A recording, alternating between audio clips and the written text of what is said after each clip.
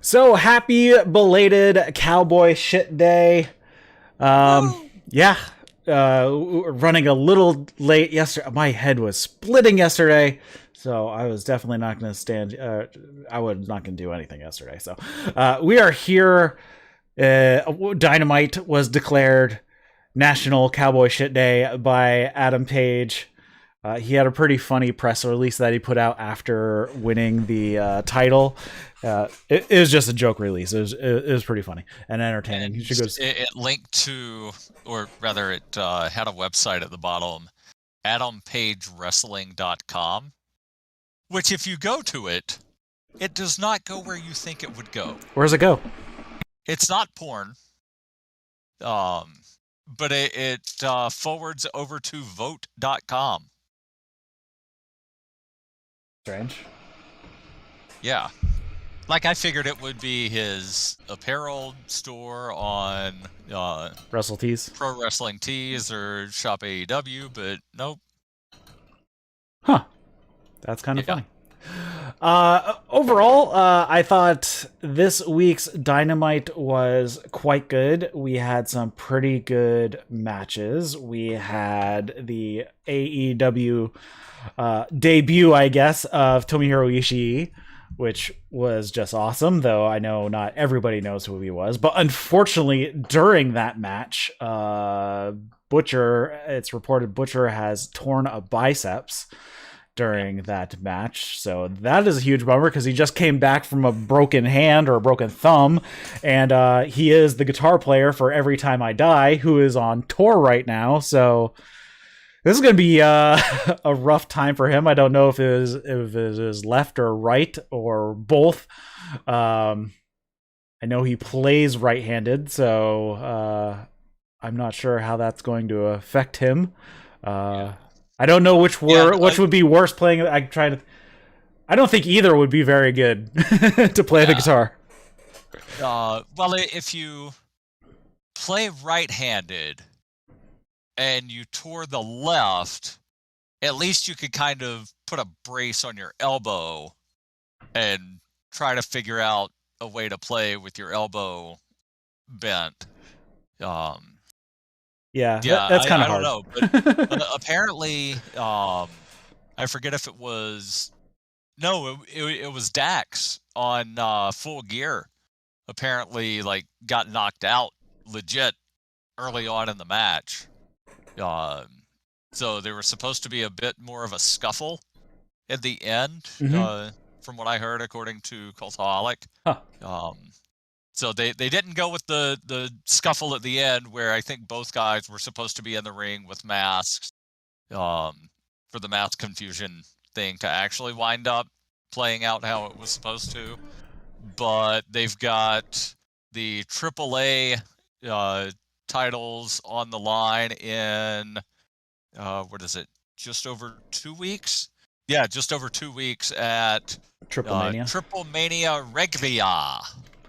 Yeah, and Kenny Omega was supposed to defend his Mega Championship there, but he has since been pulled from that show as well. So I don't know if he's going to have to forfeit the championship or not. Know that he was pulled. Yes, that just came out today that he would not be making it to Triple Mania. Okay. Yeah, so let's jump in talking about the show, because he did mention during the opening promo of the show, while I'm away, and I figure, that gives an excuse for him to just go chill in Mexico for a couple of weeks. Yeah, but maybe not. Nope, that is not the case. So, yeah, let's do that, and we'll talk about it, and then we'll intro the show here.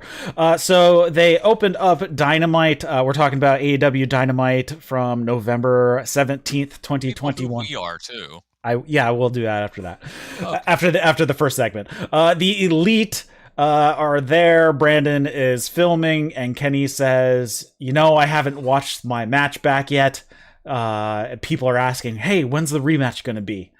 I lost the match. The Elite lost the night. There are things I need to take care of away from this place. So while I'm gone, you need to hold down the fort. And Adam Cole says, yeah, we got you. We got it. And Kenny's like, I was talking to the Bucks. So little dissension right here. They put the card on the table, or at least they put it in their hand, and they can play it at some point whenever they want. If they're gonna either break up the Elite or spin off one of. I don't even see that as dissension. I just see it as a bit of a misunderstanding, because the way they were standing, like they're doing that weird. We're all gonna sort of like stand in a line while we talk, which isn't how people, actually talk to one another. But they were addressing specifically Brandon filming them. Right. They did mention Brandon filming, but the four of them, the Bucks, Cole, and Kenny were all kind of like standing in a line. Yeah. In the typical, like, all right, stand in front of the backdrop, say your line sort of thing. So Kenny wasn't able to look specifically at the Bucks and just said you. And Adam Cole's like, oh yeah, I got you. Got it. I understand what you're saying now. Got it. Was Adam Cole before Kenny was the leader? Wasn't Adam Cole the leader of Bullet Club before Kenny? I don't know. AJ Styles was, I think. Oh, it was AJ. It was AJ, I think. I don't think Cole was ever leader in Bullet Club. I think it was Devitt, AJ, Omega, Jay White / Evil, and they can't figure out who's actually the leader now. Okay. At least I'm pretty sure that was the order. At one point, Anderson was like co-leader or something. Yeah. Carl Anderson, yeah, Devitt, Carl Anderson, they were a co at some point, and then AJ, Omega, and then Jay White. I'm still trying to figure out how the hell Jeff Jarrett fit in there, but Jeff Jarrett was, I think he's the only guy to have been in like every iteration in WCW of the NWO. Like he was regular NWO, he was Wolfpack, he was NWO Silver, he was in Bullet Club, and wasn't he like briefly in DX or something? I don't know. It's been so long. That would have been like 23 years ago. He's been in everything. Yeah. And it's like, how? Just how? All right. Anyways, as far as Kenny is going away, as we said at the top of the show, he is not. He was pulled from Triple Mania today. It was reported he has got a whole bunch of issues. We've known he's been working with a torn labrum for quite a while. His shoulders are all messed up. He's also got an abdominal hernia. So he's been working with that, which is not good. So, and he's been having some vertigo while wrestling, which is not good. So that could be either tied to the neck, which causes weird head pain and whatnot. Because that's what I currently have. I gotta do some more exercises on my neck because it gives me headaches. But yeah, so it looks like he is going out. He is getting the surgeries he needs probably soonish. So I don't know what they're going to do about the AAA Mega Championship, if they're going to have him vacate it and they'll crown somebody new at Triple Mania. That decision, at least as far as a couple hours ago when I saw them being pulled, had not been made yet. Okay. So, yeah. I'd love to see Andrade insert himself in and become AAA Mega Champ. Yeah, well, he already lost to Omega for it. So he did, but like he's kind of in with FTR. Maybe like there's still this weird relationship between Andrade and FTR, where it does sound like he's actually like buying the services of FTR. Yes, but yeah, like I could see him inserting himself in, going down, and then being like, all right, I'm the Mega Champ, they're the AAA champs, depending on whether or not they retain against the Lucha Bros. Yeah. All right. So after that segment, we will introduce the show here. You're listening to the That's Wrestling podcast. If you're listening to this as a podcast, we do this show live over on Twitch and on YouTube. You can follow the links in the show notes to those channels so you can come hang out in the live chat, as Davis has done today so far. Comments, question, feedback, you can send those to Eric at thatswrestling.com. Follow us on Twitter at thatswrestling1. with the number 1 at the end, and there's a link to our Discord as well. And with me tonight, I have Darryl W. Perry. His Twitter handle is at Darryl W. Perry. Info is in the show notes for him. How's it going, man? We haven't talked since, when did we last talk? I don't even remember. Yeah, things are going good. I am practically done with school. I've just got one more class to attend on Monday. But all of my assignments are done, tests turned in, etc. For the semester or the program? For the semester. Okay, cool. And then basically have next week off, and then winter semester begins the following Monday. Fun. Yeah. All right, so let's get into the next part of the show here. We had John Silver and Dark Order were out in the ring, and they introduce the new AEW World Champion, Hangman Adam Page. And if you hear a bunch of clunking in the background, it is my 9-week-old puppy dropping stuff on the floor.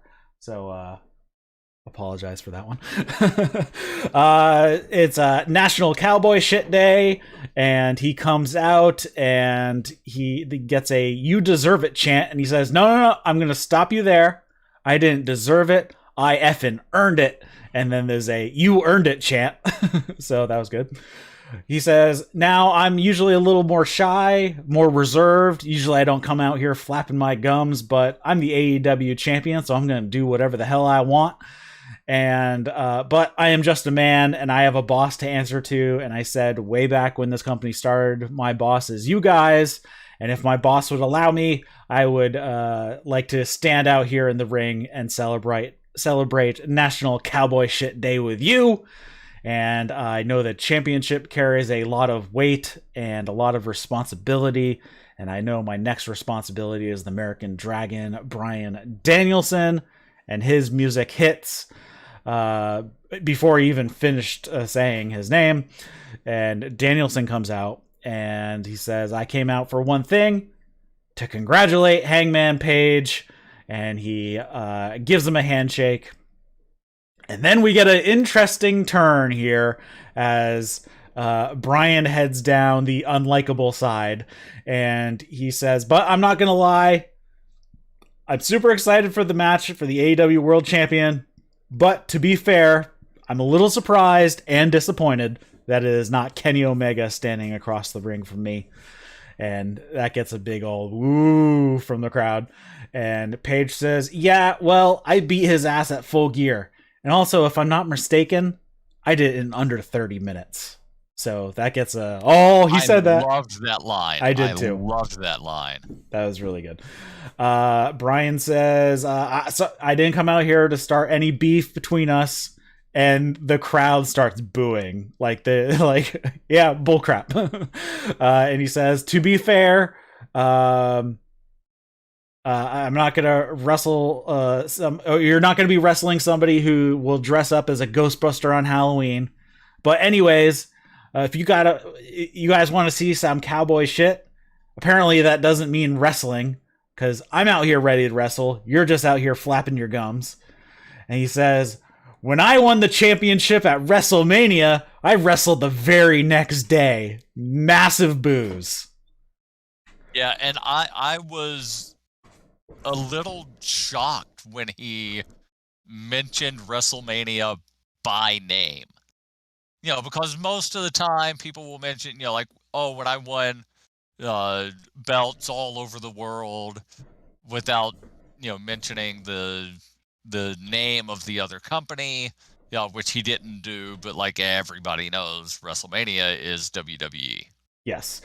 So that got massive boos. Actually, I'll touch this right now. Davis in the chat asked what the under 30 meant. Bryan and Omega went to a 30-minute draw at the Arthur Ashe Stadium show. So that's what he's referring to. Bryan couldn't beat Kenny Omega, and Adam Page did in under 30 minutes. So that's what that comment was about. Let's see. And he says, of course, Virginia boos hard work. So that's just going to fire him up some more. Hangman says, if you want to wrestle for this championship, then I don't see why we can't do it right now. And Bryan asked the crowd if they want to see him wrestle with Hangman for the title. And then he says, well, normally I'd be up for this kind of thing, but here it is. I'm ready to wrestle, and you're out here in cowboy boots and jeans and some sort of horrible leather jacket. When I got here, people told me Hangman had a bunch of excuses on why he failed in his career and didn't succeed. And I don't want to give you an excuse of you weren't ready after I beat you. And Hangman says, well, we might not be able to have a match, but I will still fight. And Hangman gets up in Bryan's face. The Dark Order pulls the two of them apart. And then Bryan just has to throw in another little barb. Well, everybody's chanting, let them fight. And then Bryan throws in the barb of, they won't let him go. They know I'll kick Hangman's ass. Hangman breaks free, gets a few shots in. Bryan rolls out of the ring, and that was that. Yeah. And then I forget what the first part of the lower third was when Hangman came out, but it was something about a cheap pop. Oh, yeah, it was. I don't remember what it was either. I know somebody said it at one point, but I forgot what it actually was. But I mean, right here we have Danielson building up. Either he is just going to go straight heel, or he's just going to be the de facto heel going into this match. Yeah. I'm guessing that's the case. I think that's it. Yeah. We will see.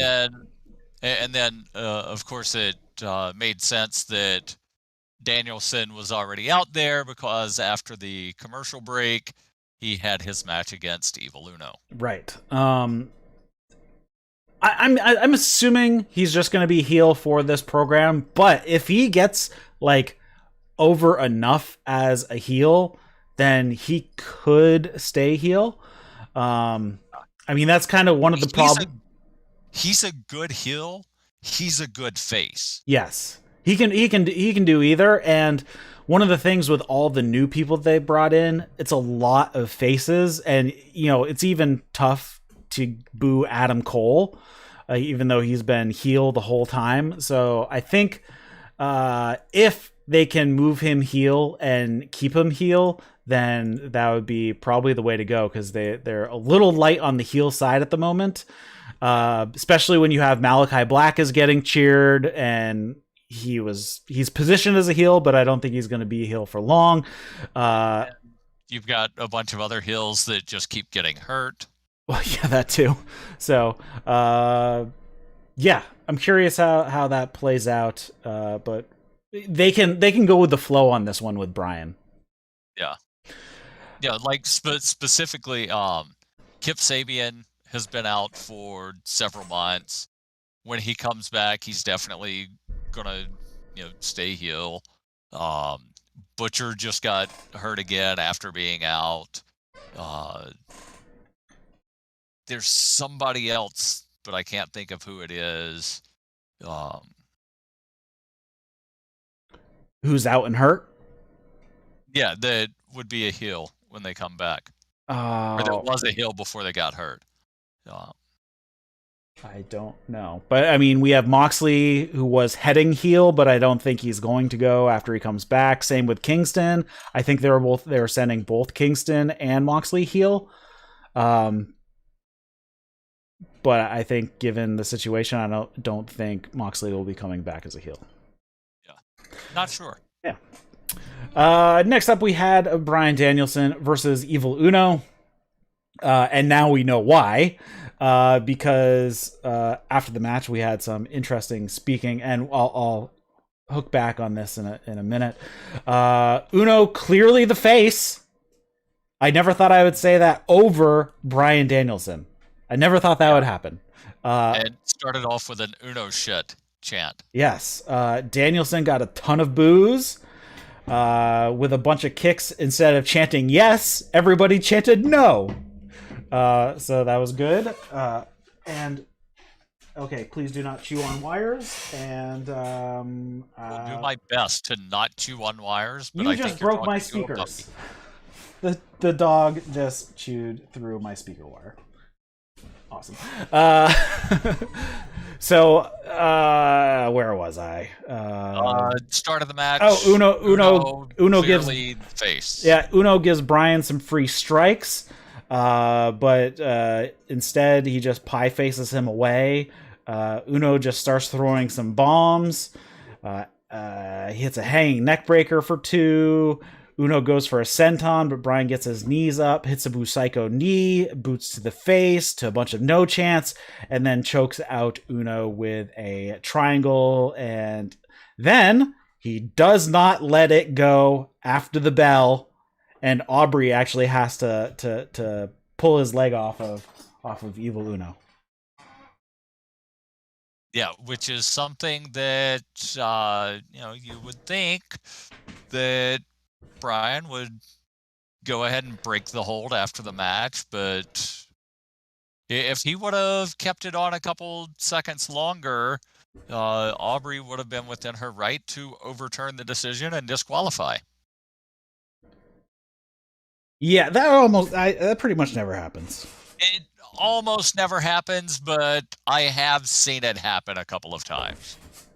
It's almost always for storyline reasons. Yes.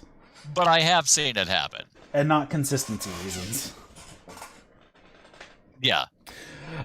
So after the match is over, Tony Schiavone goes down to the ring to talk to Bryan Danielson and says, hey, things got a little testy between you and the champ, and the fans are letting you hear about it. And he says, I came out here to congratulate Hangman Page, but given his behavior, I kicked in Uno's head, and I don't know when the match will be. But until then, I'm going to kick in the head of everybody in the Dark Order. And then he challenges Colt Cabana to a match for next week, which is going to be in Chicago. So he's... The way he issued the challenge, he said that there's a Dark Order member that's from Chicago. And I, for like half a second, forgot that Colt Cabana was in Dark Order. And I'm like, who's from Chicago? Where's 10 from? And then remember, Cabana, okay. So it looks like Bryan Danielson is going to go on I'm going to beat up the hometown Dark Order guy for the next 3 weeks. Because they're in Chicago next week, so Colt Cabana. They're going to be in Atlanta the week after that, so Alan Angels is from that area. Okay. And then they're going to New York, which is John Silver or Alex Reynolds. I'm assuming John, because John is the most over of the two of them. So at least the next 3 weeks are hometown Dark Order guys are going to get beaten up by Bryan Danielson. Okay, and we're 2 weeks out from when Winter is Coming happened last year. So I am guessing that's not happening that first week of December again. Yeah, it was on the 4th, I believe, last year. So I guess it could be on the 8th. Second. If they was the 2nd. It was really that early. I thought it was on the 4th for some reason. Oh yeah, because the calendar just shifts one day in December. Yeah. I don't know. It doesn't look like they are going to. They're doing. I mean, the night before Thanksgiving is pretty much an annual Chicago deal. Right. That obviously didn't happen last year because of the pandemic, but right. First year they went, and Tony said it would be a annual thing that the night before is always in Chicago. Oh, and speaking of things based in Chicago, Pro Wrestling Tees apparently has so much merchandise for online orders that they're having to shut down their brick and mortar location. Huh. That's interesting. Yeah. I guess that's a good problem to have. Yes. It's like, hey, we sort of ran out of space for inventory. So we don't have a store right now. I forget if it's a permanent thing or like they'll reevaluate after holiday season. I guess we will see.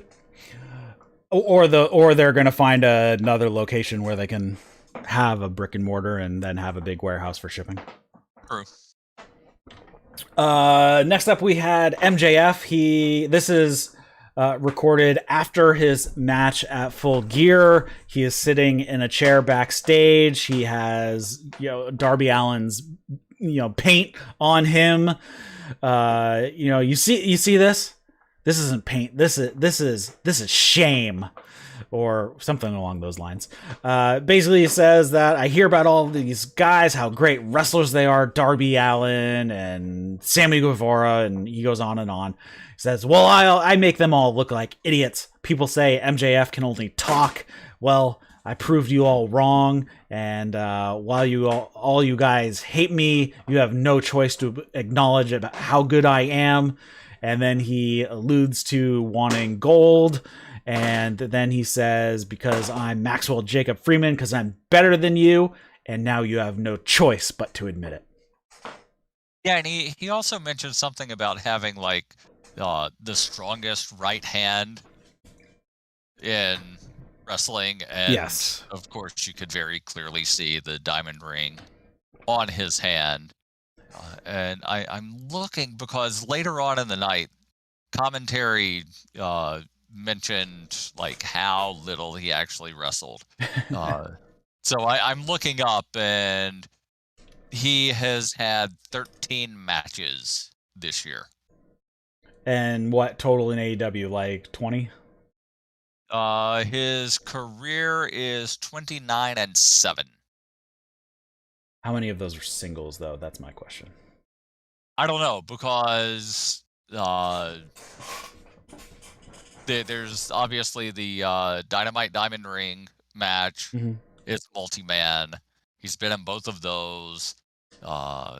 His record this year, he's had 6 singles matches. Yeah, there you go. So I'm guessing that follows with the 29 are all lots of multi-man matches. He has not had many singles matches. And, that's kind of what you have to do when you have a guy like MJF. He is so good in the ring.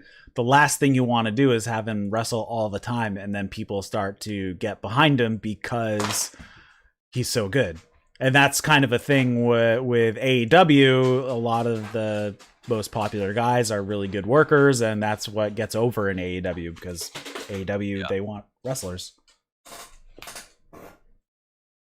Yeah. All right. So next up, I'm off my page. Next up, Tony is with Eddie Kingston, and he's going to interview him, but then 2.0 and Danny Garcia interrupt. They say Eddie just complains, and hey, look, you didn't even last as long with CM Punk as our son Danny Garcia did, which is pretty funny. And Kingston's like, you let 2 grown men call you their son? And basically is like, yeah, well, you were out there to wrestle. I'm going to fight you. And then he says, I just want one promo that doesn't get interrupted. I'm going to catering. Yeah, I did not see this segment because my feed just decided it didn't want to connect after the commercial, and so I had to reboot. Oh. But yeah, I think that like Eddie Kingston is a great promo, and he could get interrupted by anybody and turn it into something great. Also, speaking of his match against CM Punk, somebody, I forget who it was, pointed out that CM Punk came out in MMA trunks, like the shorts. Mm-hmm. It was like, oh, well, he's wearing MMA gear. So, yeah, I guess Eddie could wind up beating him. Like, anybody could beat CM Punk if he's wearing MMA gear. Yeah. those matches were embarrassing, I guess. Yeah. Next, I'm glad he came back to pro wrestling. Next up, we had Butcher and Blade versus Orange Cassidy and New Japan's never openweight champion Tomohiro Ishii. 6-time never openweight champion, I think they said. Yes, and I still haven't watched that match yet. I've been jumping on the treadmill and watching that show in 60-minute spurts, so tomorrow I will watch the last 2 matches of that show, so I will see that. Ishii starts it off, but the Butcher tags out, and I wrote down, funny because Andy Williams, who is the Butcher, his dream is to wrestle Ishii. That was like one of his dream opponents. So I thought it was kind of funny that he bailed right away. But we get it later on. Blade hits a bunch of forearms that Ishii no-sells them, and then he just drops the Blade with one shot. This is a staple of Ishii. They get the heat on Orange Cassidy with some shots from the Bunny and Matt Hardy behind the ref's back. Ishii beats up the Blade with strikes and a backdrop suplex. Butcher tagged in. They throw some forearms. We get chops from Butcher, and then Ishii starts walking into the strikes, and there's a "you fucked up" chant. We get an avalanche suplex from Ishii to Butcher. The Blade is tagged. Got a huge pop. The Blade tagged in. Orange Cassidy tagged in. He hits a stun dog on the Butcher. Hits around the world DDT on Blade for 2. Butcher and Blade hit a Drag the Lake, which is their powerbomb neckbreaker combo, which is a great name for a finisher. To Orange Cassidy, Ishii breaks up the pin, though, and drags Orange Cassidy over to their corner so he can step out and tag himself in. The brass knuckles are passed to the Blade, but Rocky, who is on the outside, Rocky Romero, pulls him out of the ring. Orange Cassidy does a crossbody to the floor on Butcher and Blade, and then throws Blade into the ring, and Ishii hits the vertical drop brainbuster, which is his finisher, for the win. And also, they mention on commentary, this should make the big man Okada very happy. So yes, Okada is mentioned again here at the end of this match. JR called Ishii thick. He's a big boy. He's not that tall, though. He's actually really short. Yeah. Yeah, he's shorter than the Blade. Yeah, I think he's only like 5'4" or something stupid like that. But he wrestles way tall. Did you see the match between him and Lance Archer at the LA Coliseum a couple months ago? No. Oh. No. It was awesome because Ishii fought like he was as tall as Lance Archer, even though he's not even close. Yeah, because like he's a very husky man. Wiki has it listed as he's 5'7", 5'7", 220 pounds. He is a husky man. Yes, I do remember a couple of years ago when he was wrestling Omega, and Omega tried doing a Snapdragon on it, or some kind of suplex from the apron outside the ring, and Ishii just bit the top rope to prevent Omega from giving him a suplex. That's good stuff. I think that was a G1 match. Probably. If I'm not mistaken. All right, so we move on from that, and we have a promo with Andrade and FTR. Andrade says that he's better than Pac and Cody. I beat both of you clean, and now I will show you my bad side. Cash says, I wasn't even the legal man in that match against the Lucha Bros. We were robbed of the championship. And then they challenge to make a match of FTR, Andrade, Malakai Black versus Pac, Cody, and the Lucha Bros. Okay, I did too. I thought it was FTR, Andrade, and Tully. Tully said something about wanting to fight Arn, and I'm like, Did I miss something? So I went back and rewatched it after this afternoon, and it was Tully saying, "And Arn, if you get involved, I'm not above fighting you. I still got more in me." That's basically what he said.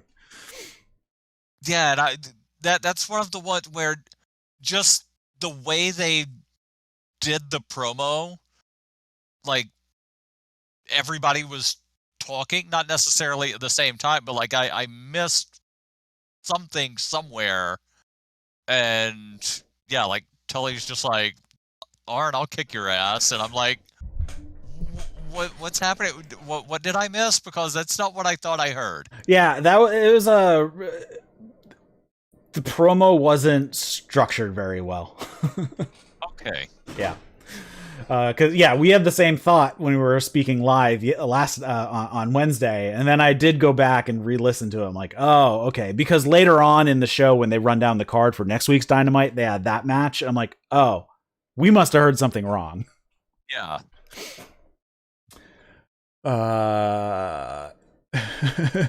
Arn backwards is NRA versus Tully. No, thank you. That's what Davis wrote. Get the Glock. Get the Glock. When they come back from commercial, they play a little bit of a recap of the Ty Conti Britt Baker women's championship match, and Ty says, "Even when I lose, I win because I didn't fail. I learned. So I'm not starting from scratch. I'm starting from experience. And next time I get a shot at the title, I will be leaving that match as the champion."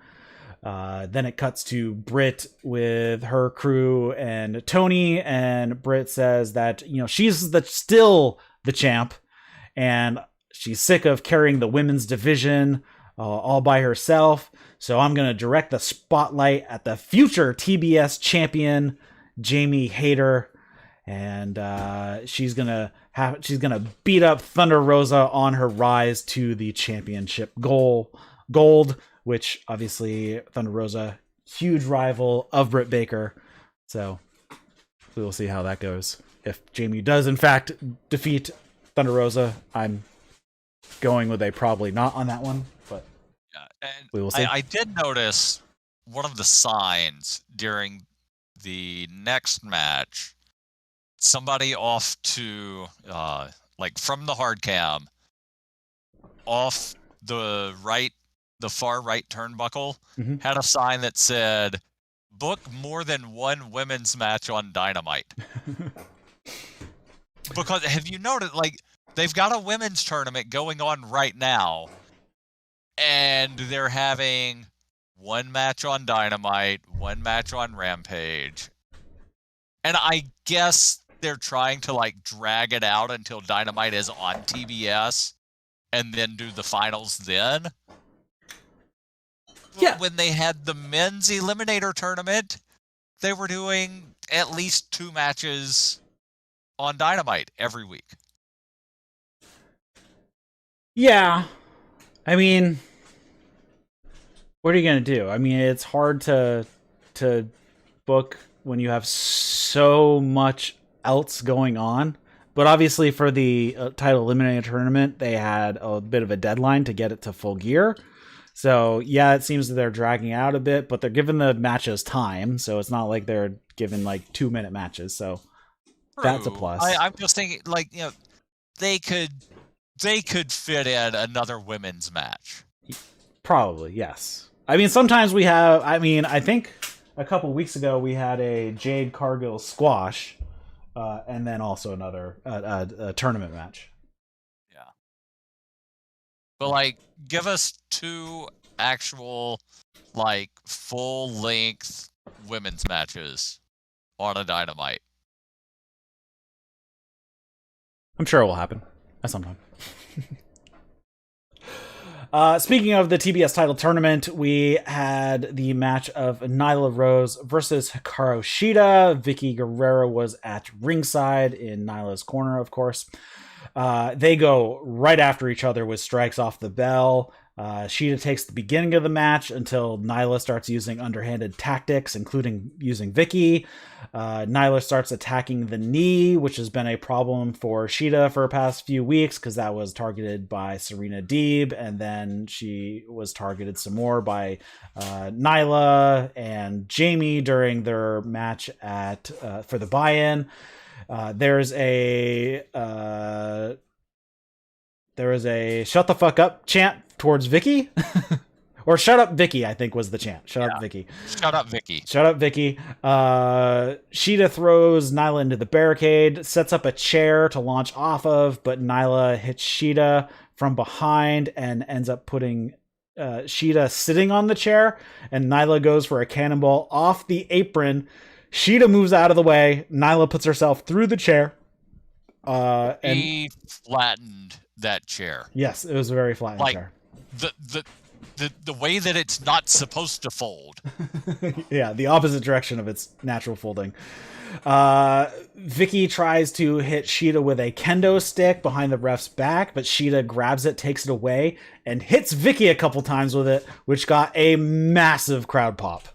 Yeah, and Vicky, I think she was trying to run away while wearing heels, and tripped and fell. One of them fell off, and so that's what allowed Shida to just whack her because Vicky's laying on the ground, no place to go. Yeah. And I posted in the Discord during the match, I said Vicky could have been so many things and chose annoying. They get the heat on Shida for a while. Shida low bridges Nyla to the floor and throws Nyla into the barricade, but behind the ref's back, Serena Deeb jumps the barricade and chop blocks the knee. And out of nowhere. What was that? Deeb came out of nowhere. Yes. I know she hopped the barricade, but the way the camera was set up, you couldn't see where she came from. You just see Shida getting her leg knocked out from her. It's what? Oh, it's Serena. Okay. Yeah. Nyla hits the knee drop for 2 count. Shida grabs an armbar. Nyla powers up, hits a power bomb, hits a senton to the knee. Shida avoids a second one, tries a clutch pin attempt, and then Shida goes for the katana. Nyla catches it, puts on a standing stretch muffler on the bum knee, and Shida has to tap out. Yeah, and I just want to say that I really like when there's a sneak attack and the entire thing isn't caught by the camera guys, because then it gives it a little bit more realism. Yep. Instead of, we're moving the camera over here because we know that something's happening now. Oh my god. You relax. Yeah, so oh my so then we go on to Malakai Black. He has a little video promo. It says the definition of a nightmare is having... Oh my god. Can you take over for a second? Yeah. Malakai Black gave a thing. I don't actually have the recap in front of me, but I do recall seeing that AEW actually puts their own recaps up on their website. So let's see if they have a recap of this promo, which it looks like they do. Malakai says, in Chicago, I will make it so the air you breathe will turn toxic. Deep breaths, my friend, while oxygen is still on your side. There you go. Got rid of the little one. Got the big one with me, so hopefully she'll be better. All right. So setting up that match, and that should be an interesting match next week for 4-on-4. We have MJF. He comes out to the ring. He actually has to ask Spears to quiet down the audience for him, which does not go very well. And then Spears sits down in his chair and unwraps like a granola bar and starts eating it in the background. So this is Hold on, let me read what Sean Spears said. Mhm. He says, Maxwell here, who, by the way, could beat any one of your heroes with a simple headlock takeover, would appreciate your absolute silence at this time. And then he turns to MJF and says, I tried. I tried. So this seems to be a running gag now with Sean Spears. He's always eating, which is funny. Because I think he was eating an apple while watching a Wardlow match while he was his accountability buddy. Okay. And then there's and wasn't it during the dinner that they had where people kept taking his food before he could actually eat it. Yeah, the waiters would take it away. Wardlow stole a steak. The waiter didn't give him a drink. Anyways, MJF says, he's the best, and he's actually going to start a bidding war for his services in 2024, which, I mean, that's about as heelish a thing you can say to an AEW crowd. He says he's going to take a... Is that when his contract comes up? That's the assumption, yes. Okay. Because 2019, if he signed a 5-year, then it would be 2024. But... Okay. See, I thought it was some kind of reference, and this tells you what a political nerd I am. I thought it was some kind of reference to the presidential election. Oh, yeah. No. His contract theoretically would be up. Last year, he did the thing of the campaign for a new AEW World Champion. Yep. That was sort of, mocking a campaign. Yes. So there's that. He says he's going to take a giant cowboy shit on Hangman's title reign and says he deserves to be the next AEW World Champion. He says, because nobody is on my level. And CM Punk's music hits. And the crowd chants, shut the fuck up to MJF when he looked like he was going to start talking once CM Punk got in the ring. And then MJF just says, Maxwell, and sticks out his hand to Punk. And Punk looks at his hand, cracks a little smile, and just turns around and walks off. So good. And Excalibur says CM Punk knows how to push MJF's buttons. And apparently somebody found a picture of a young MJF at a wrestling convention somewhere, standing next to CM Punk, and he had his hand on the table right next to Punk's. Mm-hmm. It's like, all right. So he's always sort of I guess, idolized Punk or looked up to him or something. I don't know. Yeah. But maybe the history of that comes out in the future. But yeah, it was funny where Punk's just turns around, walks away. This is long-term storytelling right here. Yes. Started when MJF was 5 years old on Yeah. the Roseanne show. Let's see, where were we here?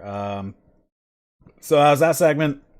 Tony is with Darby Allin and says, hey, you lost to MJF. And Darby just says, Max, you didn't break me mentally, and I don't know when or where, but we will be having a rematch.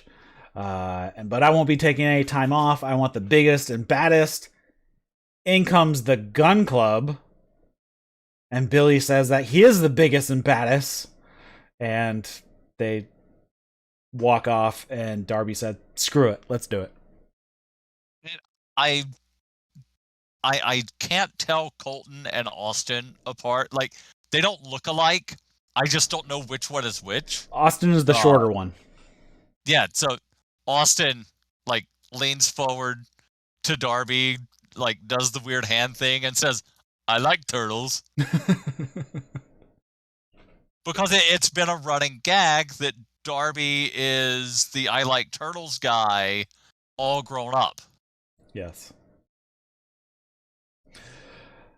And if you aren't familiar with the I Like Turtles guy, there was, I don't even know, it's been, 10, 15 years ago, some local TV station, was it like a county fair, and some kid in like zombie face paint was getting Waterfront asked a Park. question, and all he says is, I like turtles. Yes. So that was in 2007. It's pretty funny. Yeah, I knew it had been a while. Just search "I like turtles" and it was the first thing that comes up on Google. Yeah, that could totally be Darby Allin. It could be, yeah. Next up, we had Jungle Boy, Luchasaurus, and Christian Cage, and we had the Super Click talking about Jungle Boy, Luchasaurus, and Christian Cage. Cole says, "I'm sick of those guys." Matt says, "You tried to kill me at Full Gear while my kids are watching at home." And Matt and Nick, they're not cleared, so on Rampage, it'll be Jungle Boy and Luchasaurus versus Adam Cole and my friend Bobby Fish. Bobby Fish comes in, they say a little, and then they start to throw out the Undisputed's catchphrase, and Matt and Nick are like, "Oh, you can't say that around here." Yeah, and I was busting up laughing from the last half of the Darby segment and the entire Super Click segment. Next, we had a cracker of a match. Lio Rush and Dante Martin versus the Acclaimed. Lio Rush is so damn good. Yeah. It's amazing. Do you have the rap? I do not have it word for word. But, yeah, he mentioned something about being in Virginia. Virginia's for lovers, but both of these guys are virgins. And you can see Lio, "I've got 3 kids." Yeah, it's like, "I got a wife and 3 kids." Like, he's saying that to Dante. Also, Caster said Lio was better off as a manager. Yes. So Lio and Dante dive on the Acclaim while they're playing it up to the camera when Bowen says, "The Acclaimed has arrived." They beat on Bowens for a while until Caster helps out, pulls Dante out, throws him into the barricade, suplexes him onto the floor.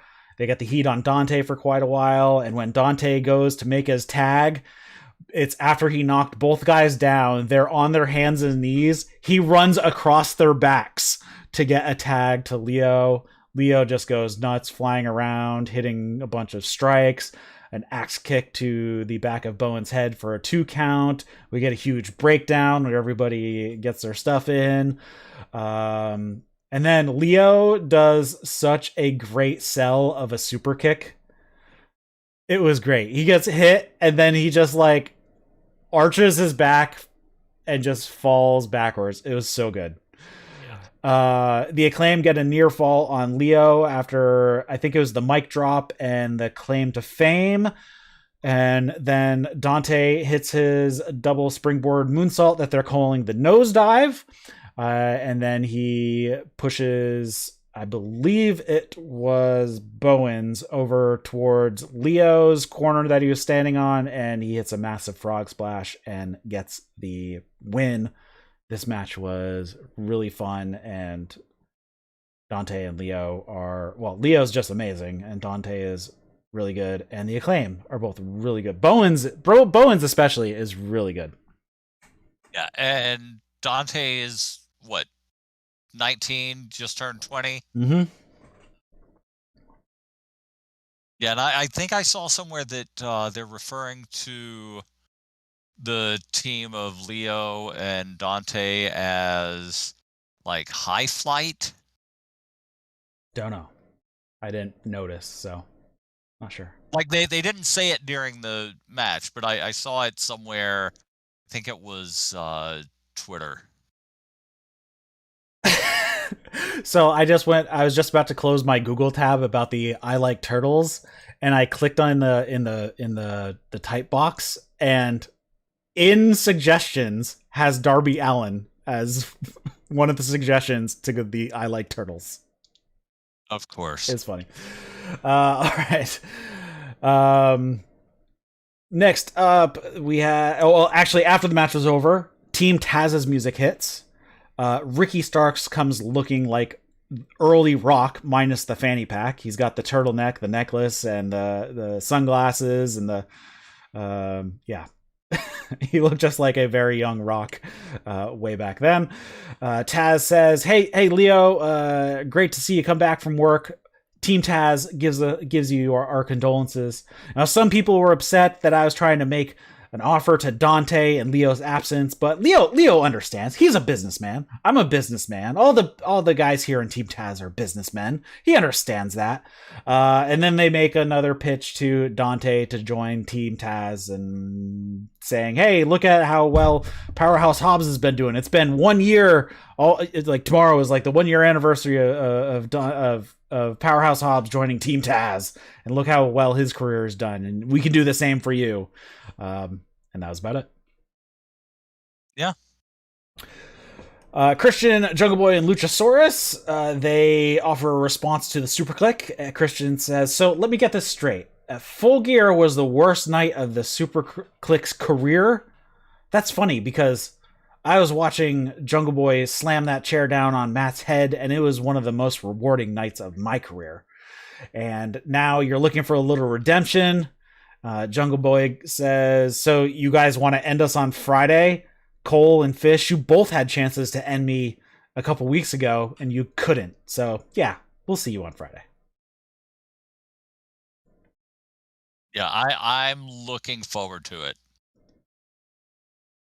I haven't heard anything about the match specifically because it's already been taped, so I'm sure it's going to be... did not know that. And it airs in 2 hours from when we're recording this.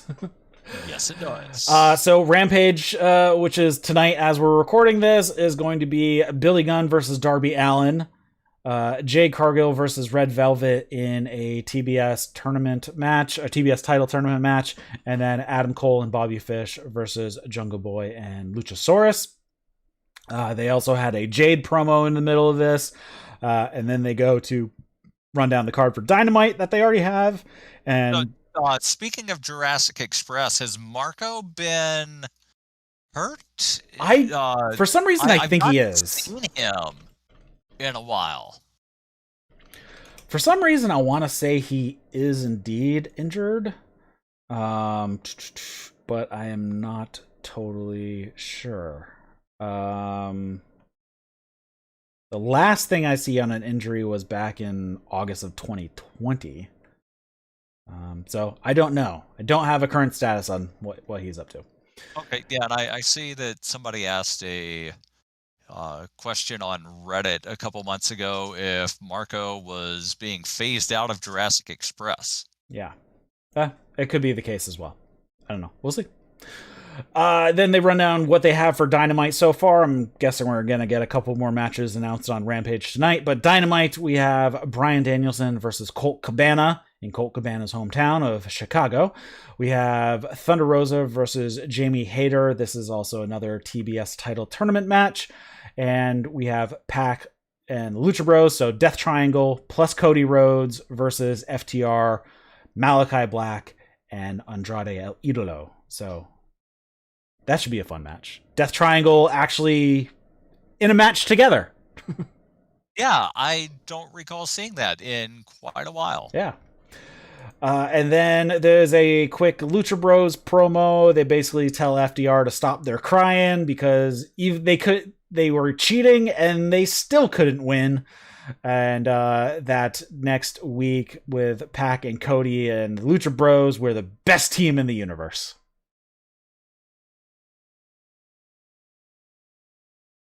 But not the greatest tag team in all of time and space. Then we have the in-ring debut of Jay Lethal, who was announced as joining AEW back on the Full Gear show, versus Sammy Guevara for the TNT Championship. This is the first time an open challenge, I believe, for the TNT Championship has gone on last. Yes. It sounds They wrong, but I'm mentioned not that sure. they mentioned that on commentary, that it's the first time that the Open Challenge has main evented. I'm curious if they mean to somebody who just came into the company or somebody who wasn't with the company so their first match, because Probably. I'm Yeah, pretty sure there have been. I think that's what they meant. Yeah, because I'm pretty sure Cody had some that were main events with Yeah, people there have already in been AEW. TNT title matches, but I don't know if those were considered open challenge matches. Yeah. Like, I don't know if open challenge is only used when it's somebody outside of the company that's fighting. Yeah, that's kind of what it sounds like what they're referring to.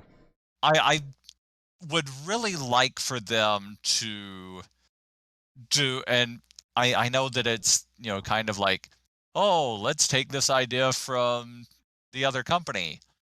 But the way when John Cena was the US champ and he did the open challenge, and like the open challenge started when he was in the ring and said, I'm laying out an open challenge and the challenge starts now. And like the first guy to run through Gorilla got the match. Yeah, maybe they should call like, it an open door challenge if somebody's coming from outside. Yeah, the company. I kind of like the idea of like knowing who it's going to be so that you can promote it, but at the same time, like, let there be some mystery matches where it's just like, oh, this person's having a match. You've got to tune in to see who it's against. Mm-hmm. So we have the match here. Jay Lethal had an inset as he was coming out to the ring, saying that he was going to make history by winning the open challenge.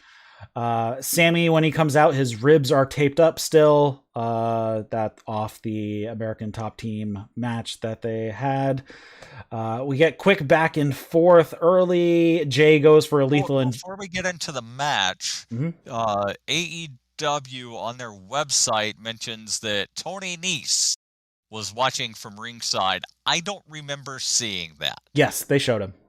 But he's been, watching shows from the ringside for a few weeks now.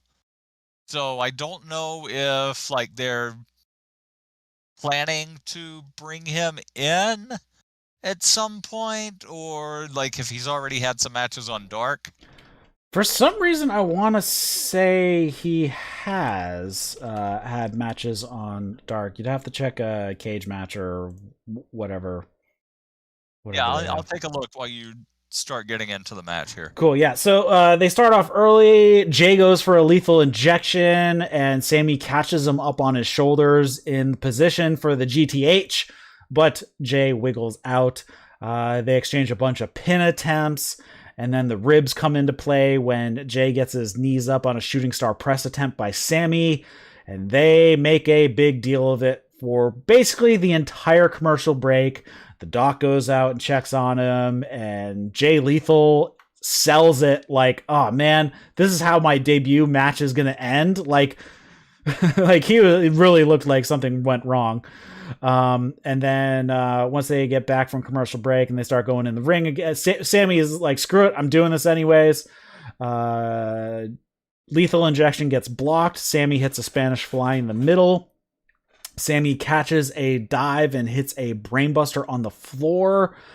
Sammy hits a jumping knee, and Jay ends up on the timekeeper's table. So Sammy goes to the top and goes for a swanton off the top turnbuckle. But Jay moves, and Sammy puts himself through the timekeeper's table. Sammy desperately avoids some strikes from Jay. But then gets hit with a facebuster, and then Jay puts on the figure 4. He gets to the ropes. We get some chain wrestling. Sammy hits 2 jumping knees, which were really reminiscent of Kenny's V-trigger. And then he hits the GTH for the victory. And the Inner Circle come out to celebrate with Sammy. And that was the end of the show. good little match here from Jay Lethal and Sammy, because both of them are really good workers. Yeah, and I just looked. Tony Nese has had 3 matches on Dark. Okay, yeah. So yeah, they'll probably like premiere him on Dynamite at some point soon. Mm-hmm. I don't know. I'm assuming he's gonna make a challenge for the TNT Championship. That seems to be the way they're heading. Yeah, that's what I could see that. Mm-hmm. But yeah, I thought this was a really good show. Lots of good stuff, lots of good character work. I mean, this was way heavy on the character work this week compared to a lot of other weeks. I mean, this is kind of, they kind of do this after the big pay-per-views. It's kind of like a reset show because they only do quarterly pay-per-views. So they've blown off a lot of stuff and they kind of got to get stuff rolling again on that first Dynamite. And they had quite a lot of character segments, a lot more than usual. And one of the very, very few times, this is probably maybe the 3rd or 4th time where they actually started with a talking segment in the ring instead of a match. Yeah, they don't do it very often, but when they do, it's like it fits well within what they're doing. Mm-hmm.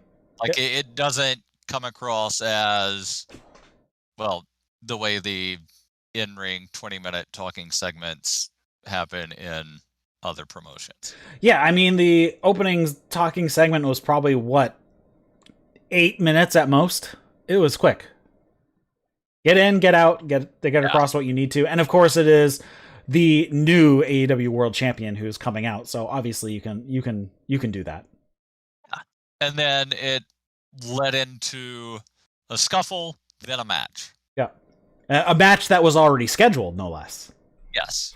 That we already knew that was happening. So even that all made sense on the order they did it. They're like, okay, well, Dark Order's going to be out there talking with Hangman.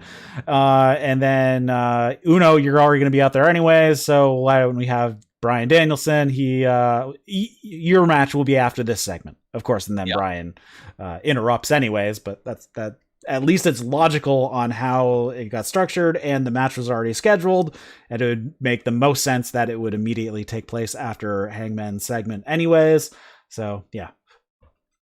Yeah, and I forget where I read or heard or whatever, where it said something about, have you ever noticed in, certain, I think it's really only WWE that does this, where they'll, like, during the first segment, announce what the main event's going to be. It's like, what other thing has a show without telling you what the main event of the show is? Yeah, would you go to a UFC event not knowing who was at the main event? Only if I knew I was watching a tournament. Right, exactly. And then, but still, yeah, it's I don't know, because, like, basically, I pretty much only watch AEW and New Japan, who have the full cards out for you before the show ever starts. Yeah. Both of them. I mean, New Japan has the full card sometimes weeks ahead, knowing every match that they're going to have on that show. Obviously, that one might change here or there, but they usually stick to it. And then, AEW always announces what's going to be on the next show. So we have all 3 matches that are going to be on Rampage. Those are already announced. And we have 3 for next week's Dynamite. I'm assuming we'll get 2 more on Rampage at least. And then sometimes they'll announce a 6th on social media, like on Monday. Yeah.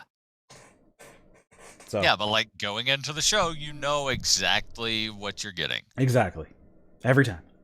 Yeah, and I've not watched Impact in a while. Like I tried watching it a couple times over the last year or so, but without any audience at all.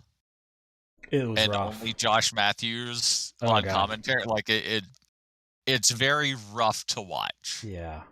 And then of course Ring of Honor no longer exists. Sadly. Like it was a good run. But yeah, then like I have watched a couple of GCW matches. But just Me too, yeah.